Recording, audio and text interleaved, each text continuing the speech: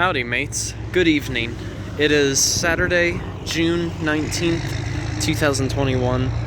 I'm actually over in the town of Celina to my left, and then the Grand Lake St. Mary's, which is in front of me.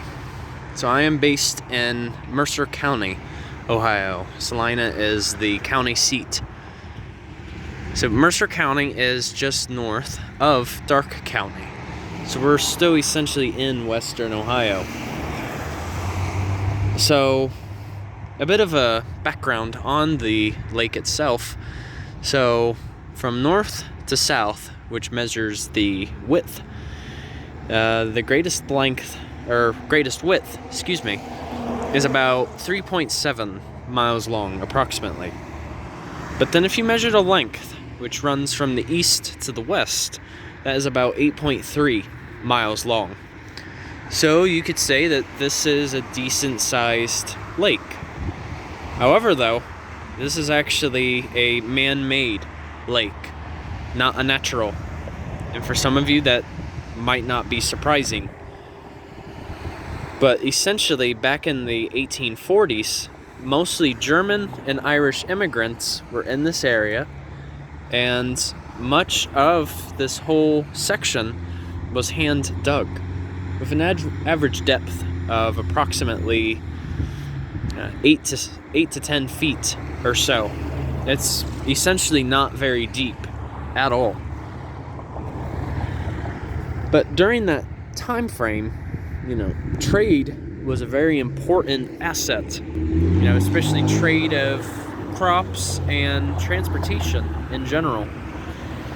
So at the time, there was a bright idea that came from one of the New York governors, forget his exact name, but he started to enact a canal system found in New York State. And then the Ohio governor during that same time, cannot remember his name either, pardon me. I'll take a picture of the sign that I saw it on. He decided to enact the idea of building the Miami-Erie Canal.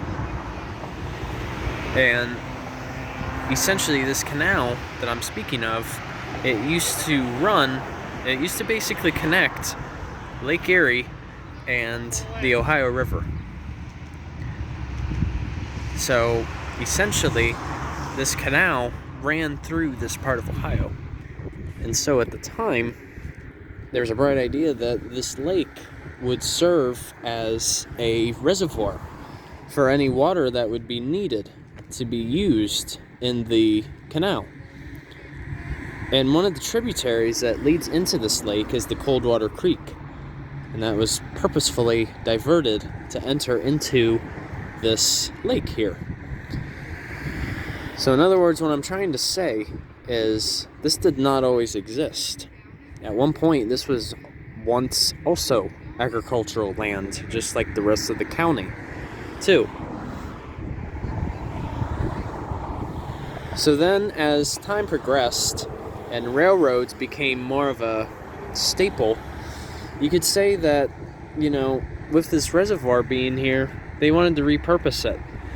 Eventually, as it entered into the 1920s or so, or 1930s, somewhere around that time, this became enacted as part of a state park in this area. And so now, you could say this lake is mostly for recreational purpose. You can ride your boat on here. And you can also go fishing, too, as much as you want. And the only issue is, due to how agricultural Mercer County is, a lot of that runoff, whether it be from fertilizers, pesticides, you name it, and even, waste, animal waste, from livestock, that's all going to go somewhere. And unfortunately, one of those main areas for runoff is right here in this lake. And over the years, Grand Lake St. Mary's has had a really bad issue of algae blooms.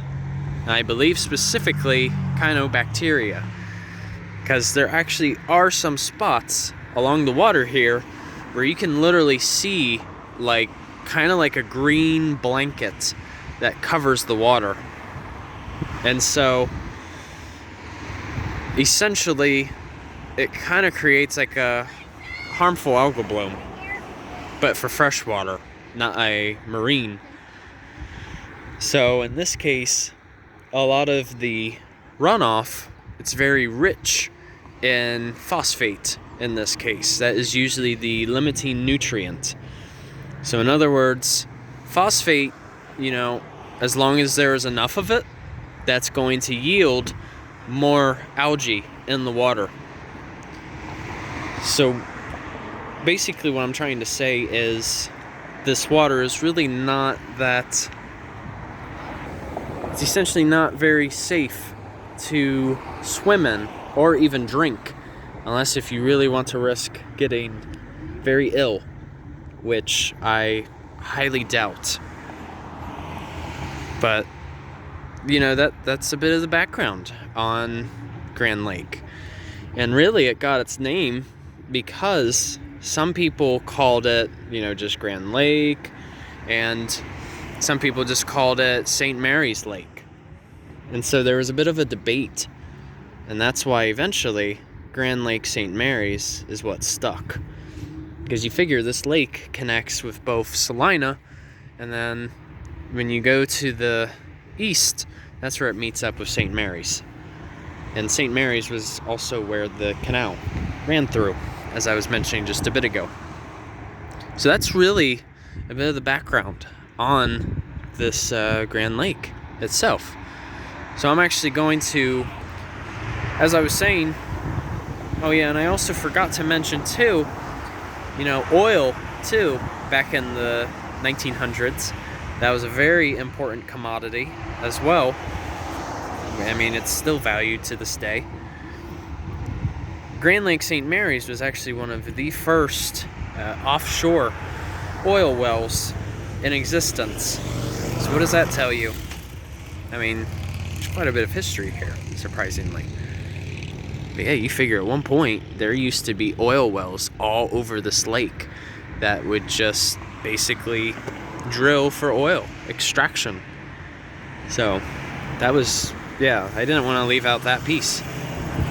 So, alright mates, I thought I would mention that with you guys. Hope you got something out of the video. I'm sure some of you may have enjoyed this, because, there just aren't many lakes like this found in Ohio whatsoever. So, alright. Hope you all enjoy your Saturday, and Journey on a Journey is outwards. Take care, folks.